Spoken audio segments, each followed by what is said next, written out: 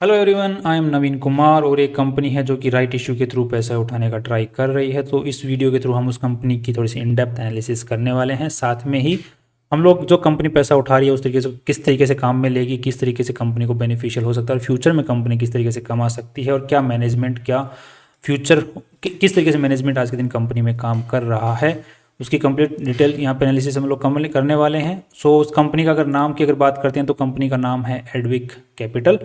और सबसे पहले अगर बेसिक डिटेल्स की बात करते हैं यहाँ पर कि राइट इशू से रिलेटेड, तो कंपनी यहाँ पे 49 करोड़ 95 लाख रुपए उठाना चाह रही है और ₹2.5 के प्राइस पे उठाना चाह रही है। तो जिस भी भाई के पास में 12 सितंबर को इस कंपनी के शेयर्स थे उसको हर 30 शेयर्स के ऊपर में 14 शेयर्स एक्स्ट्रा मिलने वाले हैं और जो 14 शेयर्स एक्स्ट्रा मिल रहे हैं उनके ₹2.5 का पेमेंट करना पड़ेगा और वो भी 4 अक्टूबर से पहले पहले करना पड़ेगा।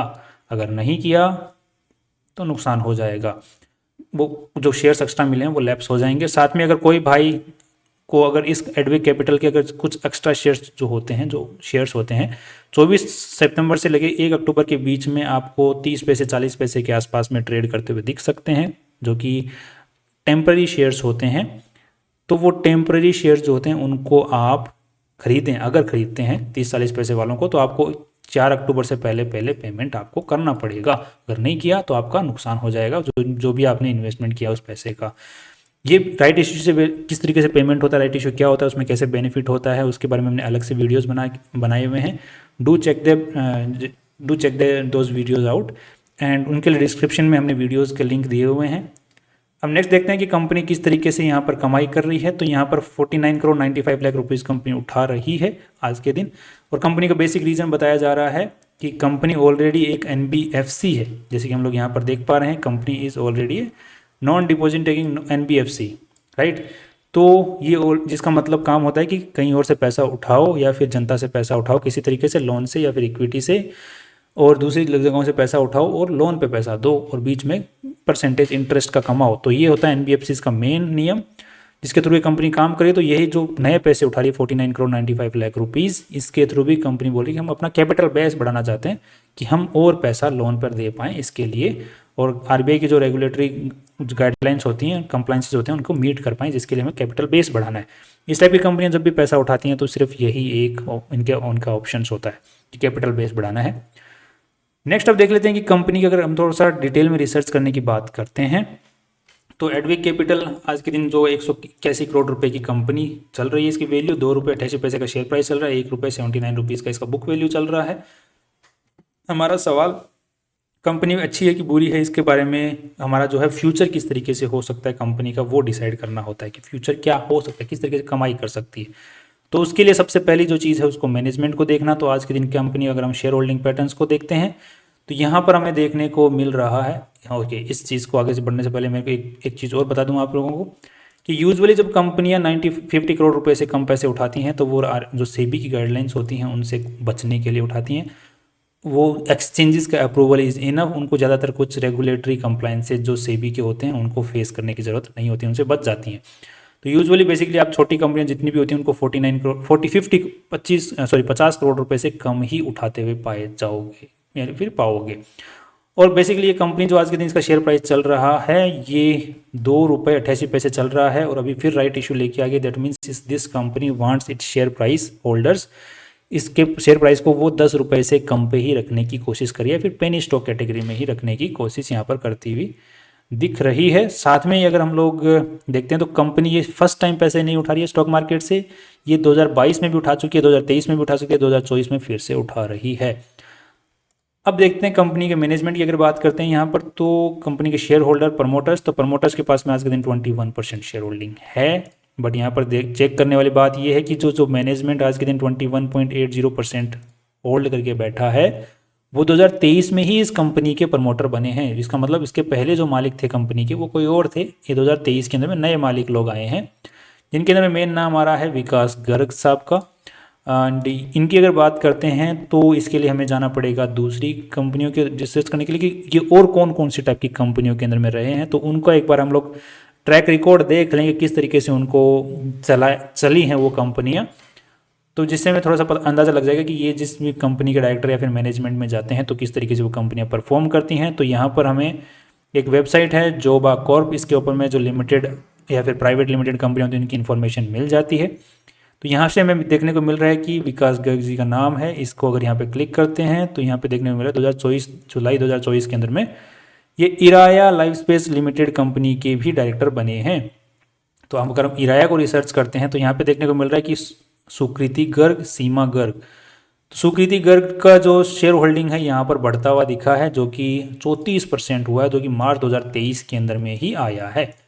राइट, मैं गर्ग नाम से देखने को मिल रहा है कि गर्ग जो है फैमिली रिलेशन के अंदर में ही होने चाहिए। राइट, क्योंकि यही जो शेयर होल्डिंग है, यही पैटर्न जो बना हुआ है, नया कोई शेयर होल्डर यहाँ पर आ नहीं रहा है, गर्ग ही आ रहे हैं। इसका मतलब विकास गर्ग अगर डायरेक्टर बने हैं तो इनके सपोर्ट के साथ में ही बने होंगे। तो गर्ग जी के जब मार्च 2023 के अंदर में इस कंपनी के अंदर में इन्होंने जब स्टेक खरीदा और पुराने जितने भी इन्वेस्ट जो प्रमोटर लोग थे वो गायब हो गए इस कंपनी से, या फिर उन्होंने सारे शेयर्स अपने बेच दिए। तो जब ये ही कंट्रोल करने लगे कंपनी को, तो उसके बाद में ये कंपनी किस तरीके से चली है। तो मार्च 2023 का अगर हम लोग चेक करते हैं तो यहाँ पर देखने को मिल रहा है कि मार्च 2023 जब 9 रुपये 10 रुपये के आसपास में शेयर प्राइस था, आज इस कंपनी का जो शेयर प्राइस है वो 2000 के आसपास टच होने को जा रहा है। दैट मीन्स 200 टाइम्स, 200 गुना होने जा रहा है इस शेयर प्राइस इनके इस कंपनी को खरीदने के बाद में। तो हो सकता है कि इतना शेयर प्राइस जा रहा है तो कंपनी ने कुछ ना कुछ बिजनेस तो कर ही रही होगी। राइट, इराया लाइफ साइंस कुछ ना कुछ तो अच्छा बिजनेस किया ही होगा, कमाई भी बहुत अच्छी कर रही होगी। राइट, तभी तो इस कंपनी का जो भाव है 200 गुना हो गया है। 200 गुना इसका मतलब 17 करोड़ रुपए से बढ़ के 3400 करोड़ पे पहुंच गया है। 3400 करोड़ रुपए का आज का इसका कंपनी का वैल्यू चल रहा है, मार्केट कैप चल रहा है। तो इसको अगर हम लोग यहाँ पर चेक करते हैं तो देखने को मिल रहा है कि क्वार्टर रिजल्ट के अकॉर्डिंग जून 2024 का जो क्वार्टर है इसमें कंपनी ने 2 करोड़ की रेवेन्यू जनरेट किया है, मात्र 2 करोड़ का। और कंपनी काम क्या करती है, डिजिटल मार्केटिंग में काम।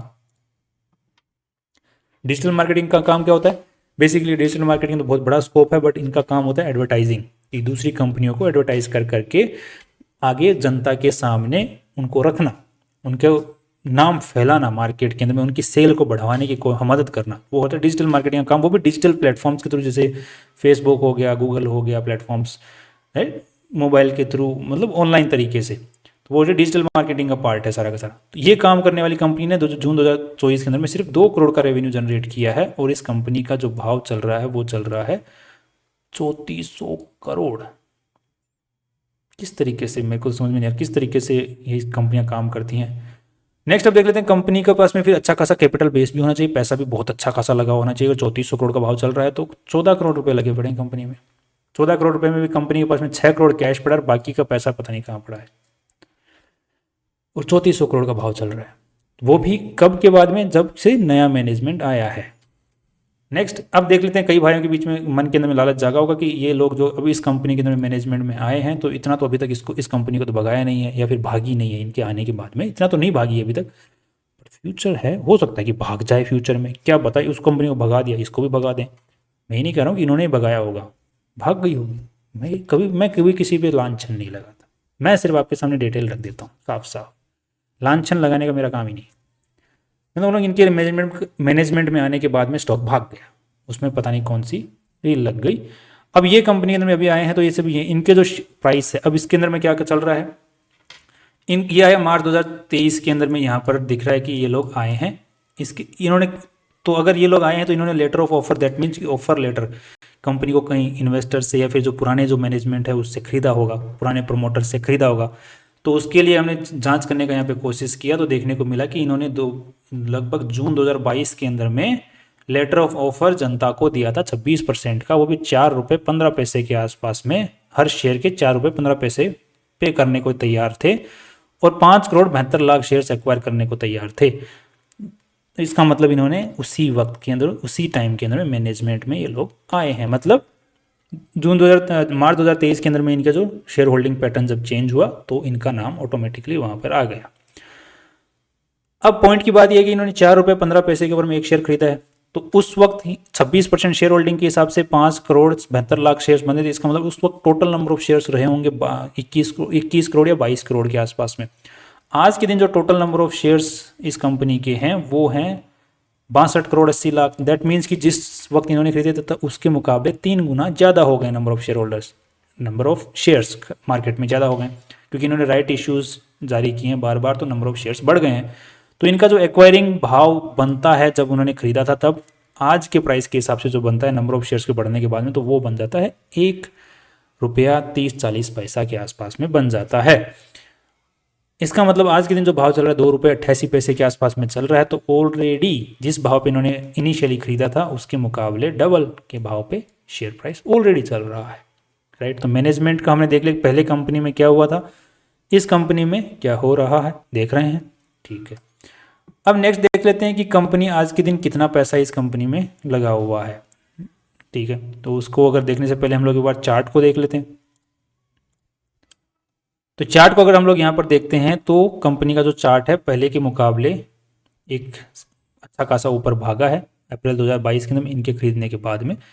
मतलब ये इन्फॉर्मेशन जब भी सामने आई थी, क्योंकि जून 2022 में तो लेटर ऑफ ऑफर दिया, इसका मतलब जो मैनेजमेंट या प्रमोटर से जो स्टेक खरीदा है वो तो उससे भी पहले खरीदा है, तो वो जो है उस वक्त में कंपनी का स्टॉक अच्छा खासा ऊपर गया। उसके बाद में सिर्फ डाउनवर्ड ही चल रहा है, बट इन एक साल का अगर हम लोग डेटा चेक करते हैं तो कंपनी का स्टॉक जो है राउंड बॉटम, एक जो टेक्निकल चार्ट जो होता है पैटर्न होता है वो बना रहा है, राउंड बॉटम के बाद में कंपनी का स्टॉक यूजुअली ऊपर जाने का कोशिश करता है, ऐसा देखा गया है पास्ट के अंदर में। दूसरा, अब देख कंपनी का देख लेते हैं आज के दिन रेवेन्यू किस तरीके से कंपनी जनरेट करे। तो रेवेन्यू को यहाँ पर 800 करोड़, जिसमें से 831 करोड़ का एक्सपेंस हो गया, 17 करोड़ का नेट ग्रॉस प्रॉफिट, और बाद में इंटरेस्ट पे कर दिया 8 करोड़ का, पीछे बच गए 6 करोड़ रुपए। तो आज के दिन 181 करोड़ रुपए की कंपनी जो है साल का 6 करोड़ रुपया कंपनी कमा रही है। दैट मीन्स का जो पी रेशियो निकल के आ रहा है वो 30 के आसपास का निकल के आ रहा है, 30 के आसपास का। अब इस टाइप की कंपनी के अंदर कैश फ्लो स्टेटमेंट को चेक करते हुए कि कैश भी आ रहा है कि नहीं आ रहा है उसका पता कर पाना थोड़ा मुश्किल है, क्योंकि इस टाइप की कंपनियों का cash flow, operating cash flow जो होता है वो नेगेटिव रहता है, और जितना नेगेटिव रहता है उतना ही अच्छा माना जाता है। बट यहाँ पर देखने को मिल रहा है कि कंपनी का जो ट्रेड रिसीवेबल्स हैं वो 106 हो गए हैं। दैट मीन्स कि कंपनी ने जिनको माल बेचा है, पैसा दिया है, वो पैसा नहीं दिया है अभी तक, बाकी नहीं दिया है। तो यही होता है कि इस टाइप की कंपनी में पता कर पाना कि कंपनी का एक्चुअल में ऑपरेटिंग जो कैश फ्लो है वो सही है कि गलत है, क्योंकि जितना लोन बांटेंगे उतना इंटरेस्ट आएगा, इतना इंटरेस्ट आएगा तो कंपनी कमाई करेगी। तो कैश फ्लो के थ्रू तरीके से इस टाइप की कंपनियों को थोड़ा सा पता कर पाना मुश्किल है। बट आज के दिन कंपनी में 204 करोड़ रुपए लगे हुए हैं, ठीक है। 181 करोड़ रुपए की कंपनी की वैल्यू चल रही है, 204 करोड़ रुपए इस कंपनी में आज के दिन लगे हुए हैं। उसमें से जो इन्वेस्टर्स का पैसा है वो 70 करोड़ या फिर 43 करोड़, जैसे दैट मीन्स 113 करोड़ रुपए लगे हुए हैं। 80 करोड़ रुपए जो हैं वो उधारी के पैसे उठाए हुए हैं, उधारी के पैसे उठा के कंपनी ने लगा रखे हैं। बट ध्यान रखना, बैंक या एनबीएफसी से नहीं उठा रखे हैं, इंटर कॉरपोरेट उठा रखे हैं, जिसकी इंफॉर्मेशन कहाँ दी हुई है कि कंपनी ने बैंक वगैरह से नहीं उठा रखे हैं। हमें देखने को मिल रहा है कि कंपनी ने इंटर कॉरपोरेट लोन ले रखा है। दैट मीन्स कि एक कंपनी से दूसरी कंपनी के पास में लोन दे रखा है, और इसी का लोन का कंपनी ने इस बार इंटरेस्ट पेमेंट भी किया है, right. Okay, inter corporate loan ले रखा है मतलब बैंकों से कुछ भी लोन नहीं दे रखा है, क्योंकि बैंक के शायद दे ना दे। तो इंटर कॉरपोरेट लोन हो सकता है कि जान पहचान में ही दे रखा होगा, जो कि रिलेटेड पार्टी ट्रांजेक्शन के अंदर में नहीं आता है। दूसरा, कंपनी ने अब लोन कहाँ बांट रखा है, क्योंकि बांट भी तो रखा है, ले रखा है, तो जितना पैसा कंपनी में लगा हुआ है, जैसे कि हम यहाँ पे देख पा रहे हैं, तो ये कहीं ना कहीं लगा हुआ भी होगा। तो यहाँ पर देख पा रहे हैं 14 करोड़ रुपए तो लगे हुए इन्वेंट्री के अंदर में, 13 करोड़ रुपए का कहीं पर इन्वेस्टमेंट कर रखा, उसका भाव चल रहा है, वैल्यू चल रहा है, और 173 करोड़ रुपए जो हैं ये कहीं लोन पे दे रखे हैं या फिर अदर एसेट कैटेगरी के अंदर में डाल रखा है। तो ये कहाँ है, तो इस पैसे की अगर बात करते हैं तो ये हमें देखने को मिल रहा है, यहाँ पर पा रहे हैं कि 165 करोड़ रुपीज़ का लोन कंपनी ने बांट रखा है, जिसमें से 99 करोड़ रुपीज़ का जो लोन है वो टर्म लोन है, और बाकी रिपेएबल ऑन डिमांड है कि जब भी आप बोलोगे तब पैसा मिल जाएगा, बाकी रिपेएबल ऑन डिमांड है। और ये जो पैसा है ये जो टर्म लोन के नाम पे बांट रखा है दूसरी कंपनियों को। और जब यहाँ पे जो एक इंडिपेंडेंट ऑडिटर की जो रिपोर्ट है उसके अकॉर्डिंग यहाँ पर देखने को मिल रहा है कि ये जो 99 करोड़ 83 लाख का जो लोन है ये सिक्योर्ड लोन है, बट यहाँ पर अनसिक्योर्ड कैटेगरी के अंदर में दिखा रखा है, ऐसा इंडिपेंडेंट ऑडिटर की जो रिपोर्ट है वो बोल रही है, जैसा कि यहाँ पर लिखा हुआ है। बट जब सिक्योर्ड है तो फिर सिक्योर्ड में दिखा हो ना, अनसिक्योर्ड में क्यों दिखा रखा है। तो यहाँ पे अनसिक्योर्ड के अंदर में पूरा का पूरा लोन दिखाया हुआ है। दूसरी चीज़,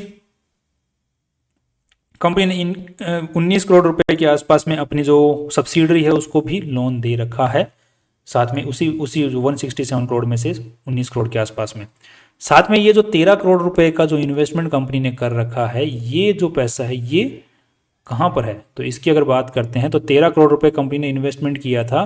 एक तो अपनी सब्सिडरी में 1 करोड़ 48 लाख रुपए का इन्वेस्टमेंट कर रखा है, एक एडविका फिनवेस्ट जो इसी की सब्सिडरी है उसमें 10 करोड़ रुपए का इन्वेस्टमेंट कर रखा है, साथ में 25 करोड़ रुपए का इन्वेस्टमेंट जो है कंपनी ने वो bridge Gopal construction private limited company के अंदर में किया था, जिसका कंपनी को नुकसान हो चुका है। किस तरीके से? बिकॉज यहाँ पर 13 करोड़ रुपए से कंपनी का नुकसान हो चुका है। क्यों? बिकॉज 25 करोड़ रुपए से कंपनी ने जब लगाए थे तब लगाए थे, बट आज के दिन जो फेयर वैल्यू के हिसाब से जो भाव निकल के आया है, उस कंपनी का जो वैल्यू निकल के आया है, जितने भी कंपनी के पास में शेयर्स हैं उसका, वो 13 करोड़ रुपए निकल के आया, तो सॉरी 12 करोड़ 30 लाख ही निकल के आया है, जबकि 13 करोड़ का यहाँ पे नुकसान हो गया कंपनी को। तो ये बताऊंगा, कहानी बताऊंगा। चलो चलते हैं आगे। तो यहाँ पे टोटल सब्सिडरी वगैरह में लगा रखे हैं और बाकी दूसरी कंपनी में लगा रखे हैं, टोटल मिला के आज के दिन 23 करोड़ रुपए लगे हुए इन्वेस्टमेंट कर रखे हैं कंपनी ने। ठीक है भाई, आगे और देखते हैं। अब हमारा जो लास्ट सवाल बचता है वो ये कि कंपनी ने यहाँ पर जो सेल रेवेन्यू जो दिखा रखा है, एक्सपेंसेस दिखा रखे हैं, ये किस चीज़ के हैं। यहाँ पर अगर हम लोग इसका जवाब ढूंढते हैं तो एनुअल रिपोर्ट के 2024 में मिलता है कि जो इंटरेस्ट इनकम इस बार कंपनी को हुई है लोन से वो है 14 करोड़ रुपए, और 823 करोड़ रुपए का कंपनी ने सिक्योरिटीज़ जो ट्रेडिंग की है, उस सिक्योरिटी जो बेची हैं, जो गवर्नमेंट सिक्योरिटीज़ हो सकती हैं, बॉन्ड से रिलेटेड हो सकती हैं, स्टॉक मार्केट से हो सकती हैं, उसकी लिस्ट यहाँ पर मेरे को कहीं दिख नहीं रही है। अगर किसी भाई को मिलती है तो they can share.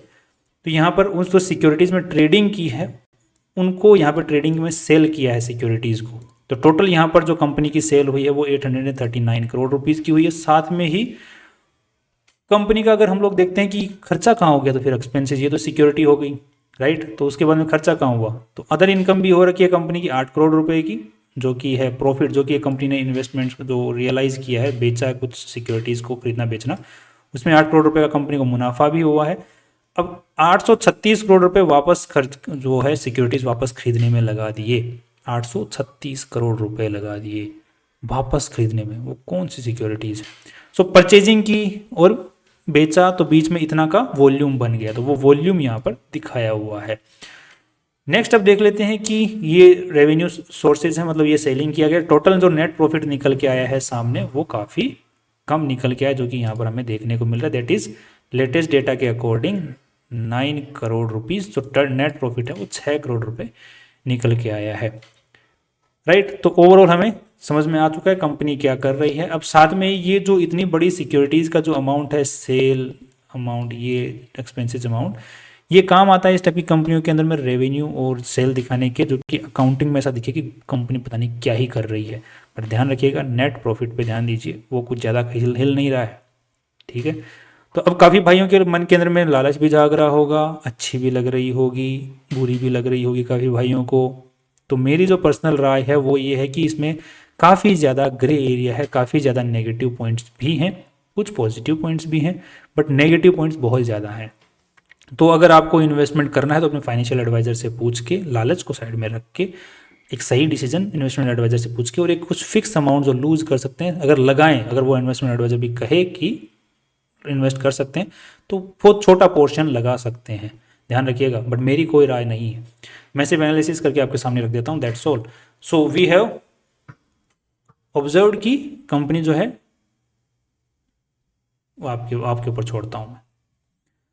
That's all. बाकी कल मिलते हैं नए इंपॉर्टेंट वीडियो के साथ में। सी यू टुमारो।